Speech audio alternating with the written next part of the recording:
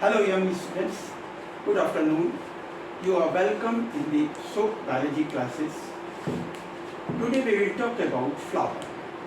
Flower, which is one of the most magnificent, beautiful creatures made by the nature. It is there in the syllabus of 9th class ICSE. Actually, flower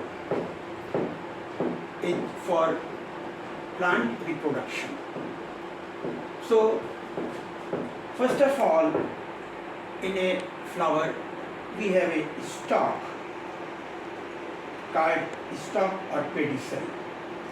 In some flowers, this stalk is not present, then they are called sessile.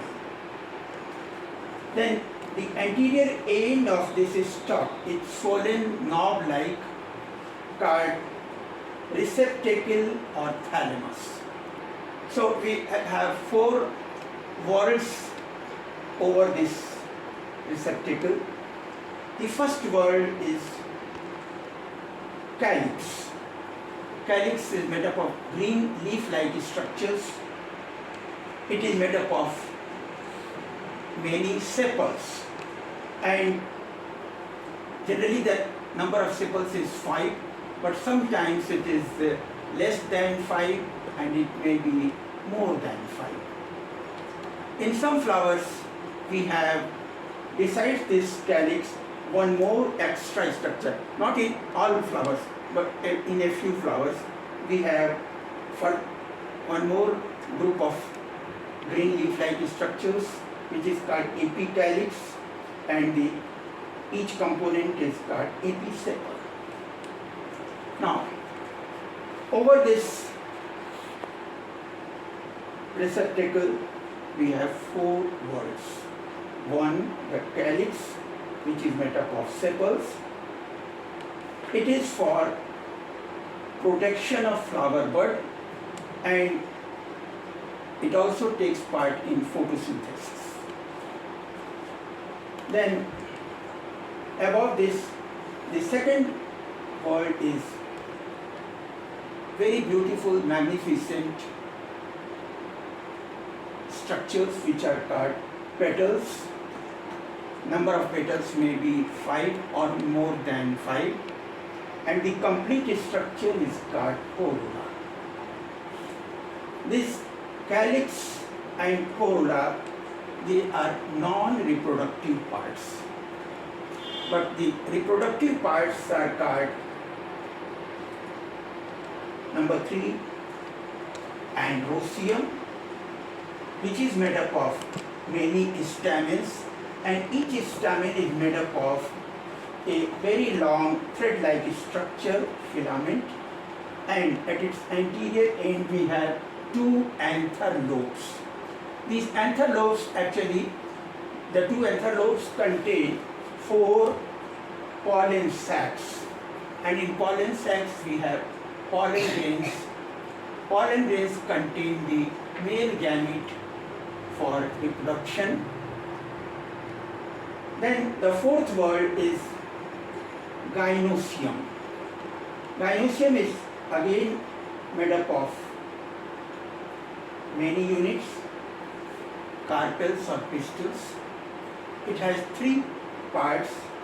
First of all, basal swollen portion called ovary, which contains many ovules. These ovules will give rise to seeds in future, and this ovary will give rise to fruit. Above this we have again an elongated filament-like structure which is called style, and then at the anterior-most end we have a stigma. This stigma is for receiving the pollen grains, and the pollen is brought from male part or male flower and brought to the stigma. This transfer of pollen grain is called pollination. The petals are for attracting insects for pollination, and One more interesting thing is that normally sepals are green leaf-like, petals are colored, multicolored, but in some plants they are not differentiated into separate sepals and petals. Such structures are called tepals and the complete structure is called perianth. In some of the flowers, as in bougainvillea, just below the flower, leaf, green leaf modifies into petal-like structure which is called bract. In bougainvillea we have a group of 3 leaf-like structures making a bract. They appear like the petals of a flower, but actual petal of flower is cylindrical, present in the center. Now, for the position of sepals and petals, the sepals may be free. This condition is called polysepalous, and sometimes all the sepals may be united, which is called gamosepalous. The corolla may be all the petals free, or maybe it is polypetalous, and they may be tube-like or funnel-shaped, fused, that will be called gamopetalous.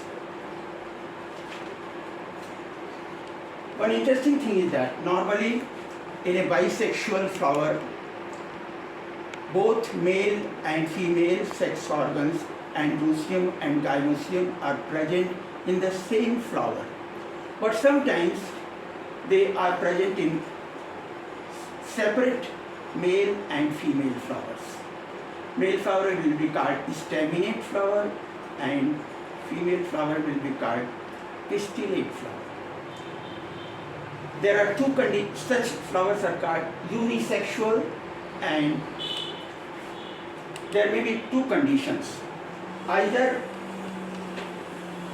both staminate male flower and pistillate female flower are present on the same plant. This condition is called monoecious, for example maize plant, and in some other conditions the male flower and female flower are found on different plants. This condition is called dioecious, for example papaya. In some flowers we have another sac-like structure which contains honey-like liquid which is utilized by the insects. That fluid is called nectar and the sac-like structure is called nectarium. In fact, insects and birds are attracted by these petals.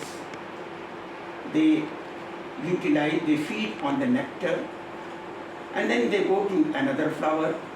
In this process what happens? The pollen grains may attach on their body part, and when they go to another plant, that pollen grain may be transferred to the stigma of the another flower, which is called pollination. After that, fertilization takes place in which both male and female gametes fuse to form a zygote, which we will talk on another lecture. Thank you very much.